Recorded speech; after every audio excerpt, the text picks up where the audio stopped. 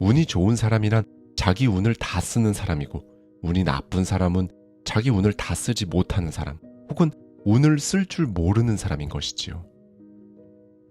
여러분은 성공합니다. 여러분이 그걸 원했기 때문이죠. 안녕하세요. 하와이 대저택입니다.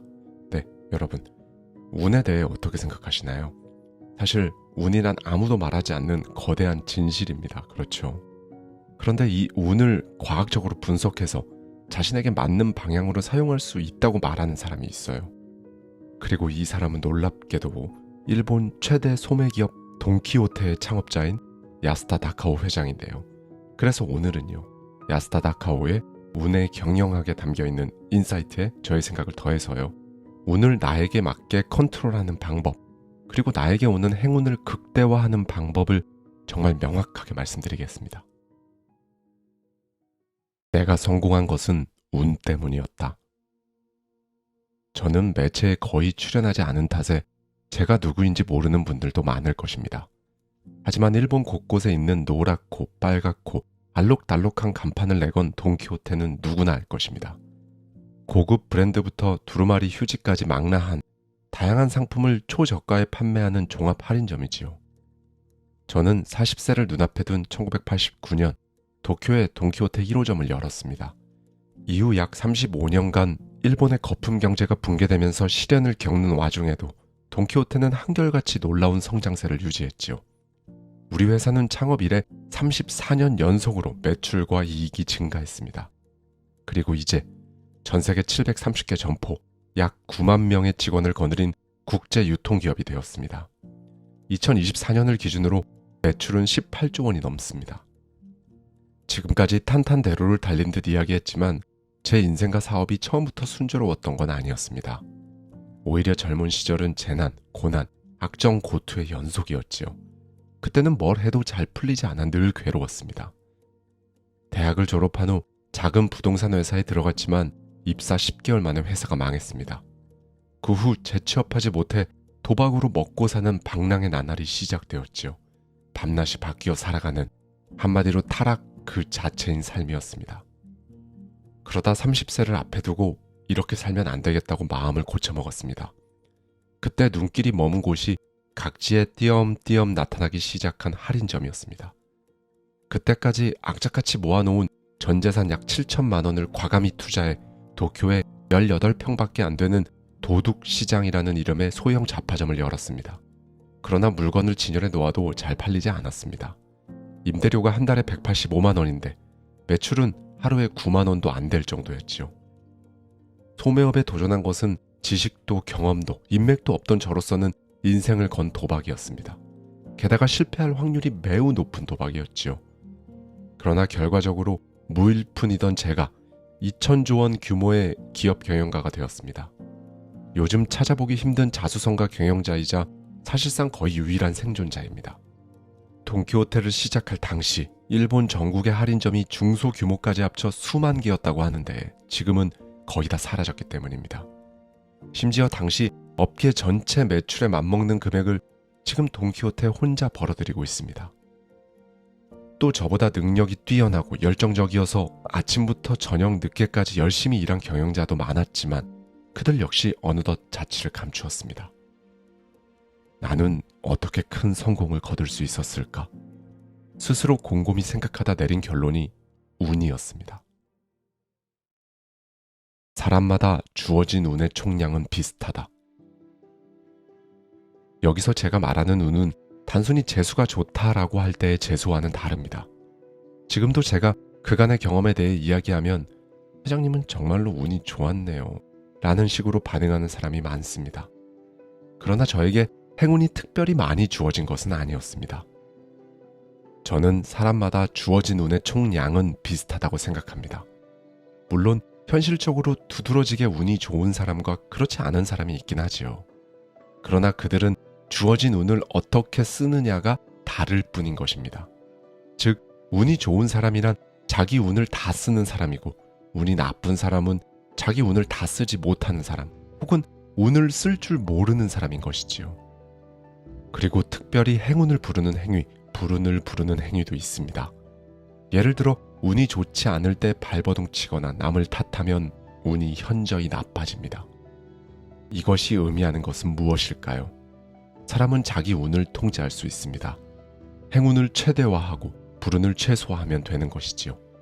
모든 인생에는 행운과 불운이 번갈아 찾아옵니다. 그러므로 불운을 최소화시키고 행운을 극대화하는 것이 중요합니다. 운이 나쁠 때는 섣불리 움직이지 않고 기다렸다가 기회가 왔을 때 온 힘을 다해 돌진해야 합니다. 저는 이런 식으로 인생과 사업에 운을 최대한 활용해 왔습니다. 운은 결코 숙명이 아닙니다. 우리는 마음먹기에 따라 운을 얼마든지 통제할 수 있지만 사람들은 운을 직접 탐구하거나 진지하게 거론하지 않지요. 단순히 운이 좋았다, 운이 나빴다라고 말할 뿐입니다. 물론 자연재해 등 사람의 힘으로 막을 수 없는 불운도 있습니다. 따라서 운은 사람의 인식 범위를 뛰어넘는다라는 주장을 굳이 반박하지는 않을 것입니다. 다만 그렇다고 결과를 운에 맡기는 수밖에 없다라는 고정관념은 인정할 수 없습니다.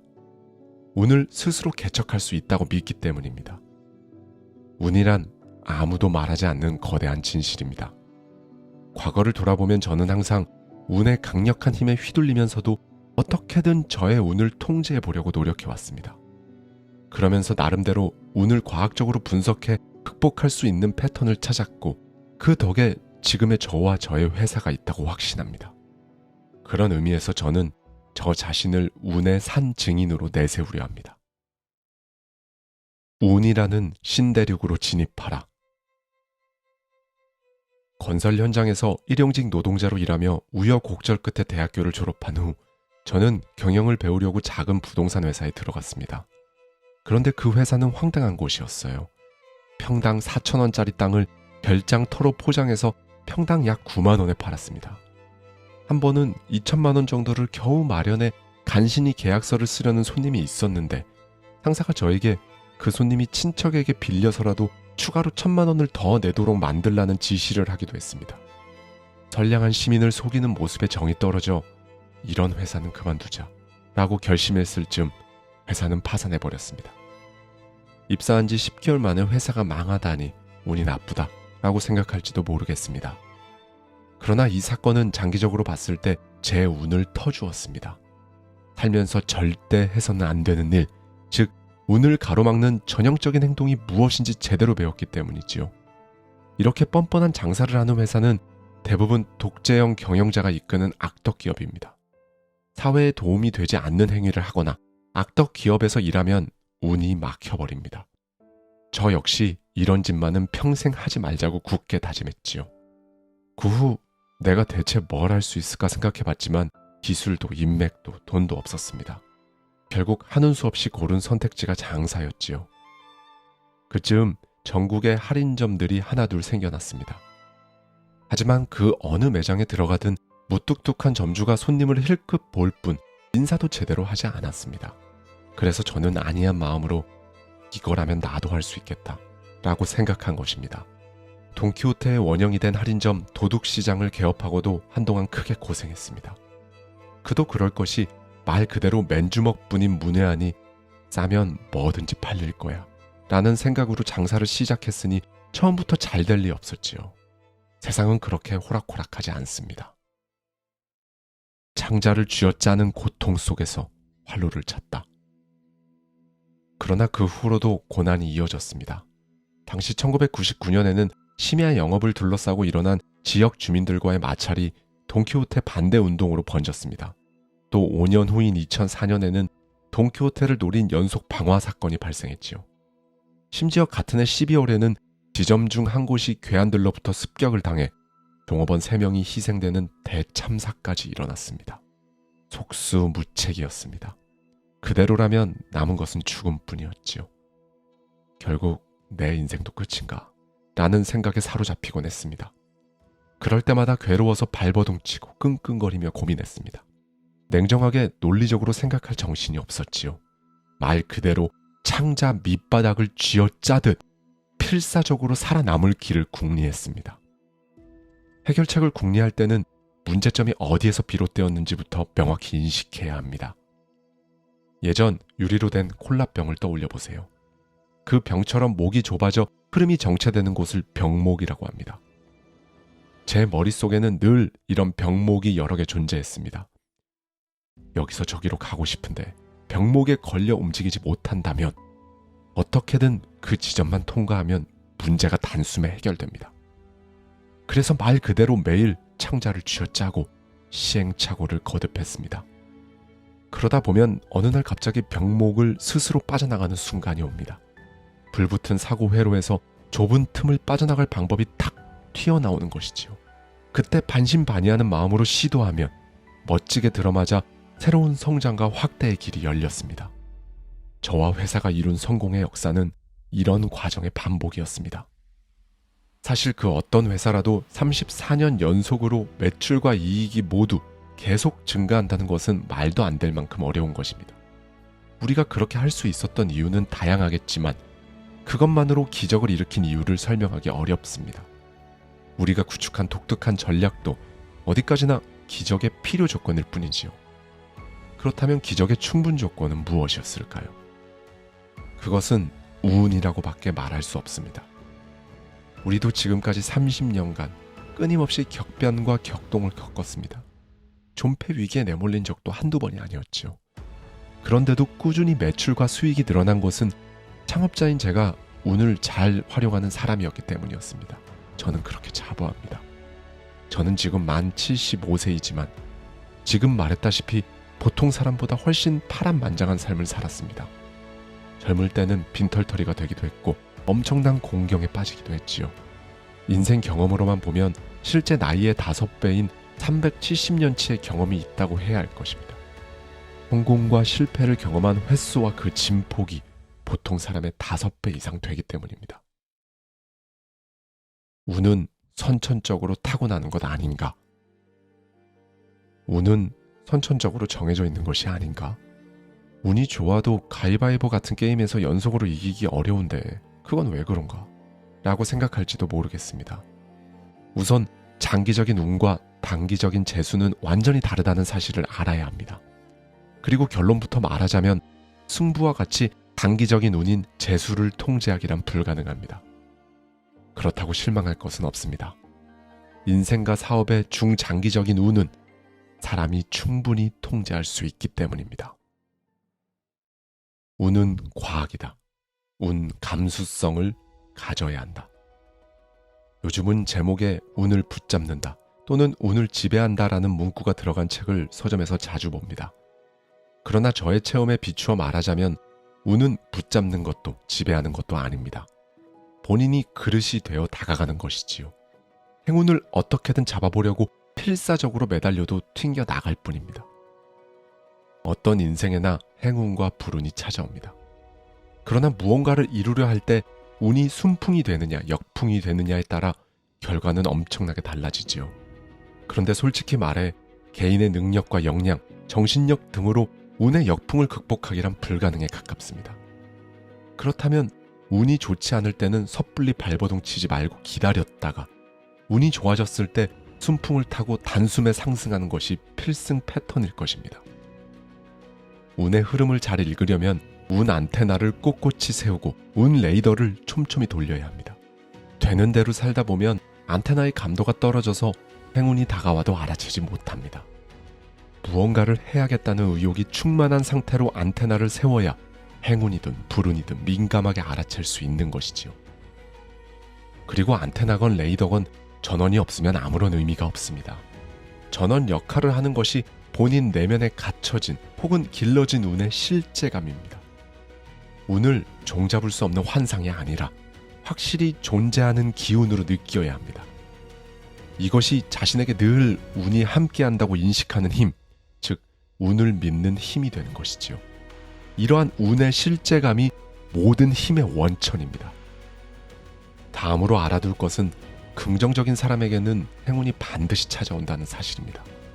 비관론자에게는 행운이 찾아오지 않습니다. 사실 긍정적인 사람은 비관적인 사람보다 승률이 훨씬 높으므로 성공에도 빨리 이릅니다. 위험을 두려워해 아무것도 하지 않는 비관적인 사람이 아니라 무언가 이루려고 항상 시도하는 긍정적인 도전자가 성공한다는 것은 상식입니다. 어느 시대든 위험을 무릅쓰지 않으면 크게 성공할 수 없습니다. 운을 끌어당기려면 우선 도전자가 되어야 합니다. 제 인생도 도전의 연속이었습니다. 막 창업했을 때는 전문 기술이나 특기는커녕 돈도 연고도 전혀 없었지요. 그런데도 저는 늘 주제 넘는 목표를 향해 돌진했습니다. 남들이 들으면 코웃음 칠 만큼 큰 꿈에 도전한 것입니다. 주위 사람들 눈에는 주제를 전혀 파악하지 못하면서 꿈꾸기만을 좋아하는 바보처럼 보였을 것입니다. 그럼에도 언제나 나는 잘 될 것 같다 라는 근거 없는 자신감이 있었습니다. 어디서 그런 자신감이 솟아났을까요? 벽에 부딪혀 고뇌하고 발버둥 치는 와중에도 여기저기 남아있는 작은 희망의 불꽃이 사그라지지 않았습니다. 그 불꽃을 열심히 모으면서 온 힘을 다하다 보니 저의 운이 그렇게 튀었나 봅니다. 여러분은 혹시 대수의 법칙을 아시나요? 통계학과 확률론에서 중요한 기본 법칙으로 많은 기업과 산업에 응용됩니다. 대수의 법칙은 전혀 어렵지 않습니다. 단순히 표본 수가 많을수록 표본의 평균이 모집단 전체의 평균에 가까워진다 라고 이해하면 됩니다. 예를 들어 주사위를 던졌을 때 특정한 수가 나오느냐 마느냐는 우연으로 정해집니다. 하지만 던지는 횟수가 늘어날수록 그 숫자가 나올 확률이 6분의 1에 가까워지지요. 동전을 던져 앞이나 뒤가 나올 확률 역시 던지는 횟수가 늘어날수록 각각 2분의 1에 가까워집니다. 도전 횟수가 늘면 확률이 일정한 값에 가까워지는 것입니다. 반대로 도전 횟수가 줄어들면 주사위에서 특정한 수가 나오느냐 마느냐, 그리고 동전의 앞 또는 뒤가 나오냐 마느냐가 우연에 좌우됩니다. 주사위라면 어떤 수가 나올지 예상할 수 없고 동전이라면 앞이나 뒤가 연속으로 나올 수도 있지요. 이렇게 통계의 변동성이 커지면 결과를 전혀 예상할 수 없습니다. 앞에서 언급한 단기적 재수가 이런 운을 말합니다. 현명한 분들이라면 눈치챘겠지만 앞서 말한 운의 경영, 즉 중장기적 인생의 운 통제가 대수의 법칙에 기반한 방법인 것입니다. 제가 이 이론을 과학적으로도 자신 있게 주장하는 이유입니다. 표본 수가 많을수록 운을 틔우는 행위가 무엇이고 막는 행위가 무엇인지 명확하게 알 수 있지요. 그러므로 계속 도전해 표본 수를 늘리는 것이 무엇보다 중요합니다. 행운을 최대화하고 불행을 최소화하라. 그러면 행운이나 불운이 찾아왔을 때 어떻게 대처해야 할까요? 결론부터 말하자면 최선의 방법은 행운을 최대화하고 불운을 최소화하는 것입니다. 자칫하면 불운이 찾아왔을 때 초조해진 나머지 손실을 어떻게든 만회하려 무리수를 두기 쉽지요. 그러나 섣불리 움직이면 상처가 더 커집니다. 그러므로 운이 좋지 않을 때는 불운을 최소화하는 데 집중해야 합니다. 적어도 저는 불운이 찾아왔다 싶으면 섣불리 움직이지 않고 나 자신을 억제하며 아무것도 하지 않으려 합니다. 이렇게 불운을 견디고 나면 행운이 옵니다. 앞서 제가 진폭을 언급했지만 이전에 경험한 불운의 크기에 비례해 이후에 겪을 행운도 커지는 경향이 있습니다. 그럴 때는 엔진을 활짝 열고 레버리지를 최대한 활용해 행운을 최대한 증폭시켜야 합니다. 운을 다 쓰는데 온 힘을 쏟는 것이죠. 물론 동굴에 칩거한다고 해서 그냥 기다리면 어떻게든 되겠지 라며 지내서는 안 됩니다. 꾸벅꾸벅 졸아서도 안 됩니다. 신경을 곤두세우고 불 밖에서 일어나는 일을 조용히 관찰하며 뇌에 쥐가 날 정도로 골똘히 생각해야 합니다. 봄이 돌아오면 어떻게 행동할지 이것저것 머릿속으로 시뮬레이션하면서 역전할 기회를 호시탐탐 노리는 것입니다. 여러분의 되뇌 피질은 동굴 속에서 가장 활성화됩니다. 그렇게 뇌를 최대한 가동하면 다음에 찾아올 행운을 감지하는 안테나도 예민해져 운이 바뀌는 시점, 즉 호기를 절대 놓치지 않게 됩니다. 그러다 어느 순간 흐름이 왔다라고 느껴질 때 곧바로 공격으로 전환하면 됩니다. 경험상 이렇게 동굴에서 탈출한 직후에는 거의 연전연승을 거둡니다. 동굴 속에서 낙관적인 상황에서부터 비관적인 상황까지 온갖 상황을 정해 작전과 전략을 짜고 또 짰기 때문이지요. 덕분에 상황 변화에 신속히 대응할 수 있어서 실패할 일이 없었습니다. 이렇게 행운과 불운의 선순환 패턴을 몇 번 반복하다 보면 인생에서든 사업에서든 머지않아 압도적인 대승을 거두게 되는 것입니다. 위험을 회피하는 것이 가장 위험하다. 어느 시대든 위험을 회피하면 큰 보상을 얻을 수 없습니다. 사실 이 점은 누구나 인정할 것입니다. 안전지대에 머무르며 큰 성공을 거두는 사람은 없지요. 그러면 큰 보상을 기대하지 않고 위험을 회피하면 계속 안전하고 평온한 삶을 누릴 수 있을까요? 답은 아니요입니다. 옛날에는 그럴 수 있었겠지만 지금은 불가능합니다. 불확실성이 커진 현대에는 위험을 감수하든 회피하든 상관없이 누구나 뜻밖의 행운과 불운을 겪게 되어 있습니다. 예를 들어 옛날에 견실한 직장으로 인기를 끌었던 은행도 줄줄이 경영 위기에 몰려 대규모 재편을 계획하고 있지요. 물론 은행뿐만 아니라 대기업들 사이에서도 그런 일은 수없이 일어납니다. 고지식하고 보수적인 대기업에 취직해 소시민적인 생활을 유지하려고 아무리 애써도 이 불확실한 세상에는 뜻밖의 일을 당할 수밖에 없는 것입니다. 자유롭고 쾌활하며 실력을 우선하는 기업을 골라 지원해도 좋습니다. 충분히 알아보고 준비해 과감하게 창업을 해도 좋아요. 스스로 고른 길에서 위험을 감수하며 자신을 갈고 닦아보십시오. 행운의 여신은 그런 사람에게 미소 짓는 법입니다. 위험을 피하는 것이 최대의 위험이다. 저는 이 말을 좌우명으로 삼고 젊을 때부터 위험을 감수해왔습니다. 중요한 결정을 내릴 때마다 위험을 피하고 그럴싸한 곳으로 안일하게 머물고자 하는 마음만이라도 의식적으로 피하려고 노력해왔지요. 위험을 회피하느라 행운을 다 놓치고 나서 놓친 고기일수록 커 보인다라며 후회하는 사람이 많습니다. 그런데 아이러니하게도 머리 좋고 유능한 사람일수록 위험을 회피하려는 경향이 강합니다. 대운을 앞당기는 방법. 숙려 단행이라는 말을 아시나요? 충분히 생각한 후에 결심하고 실행하라는 뜻인데 숙려만 하고 단행하지 않는 경우가 대부분입니다.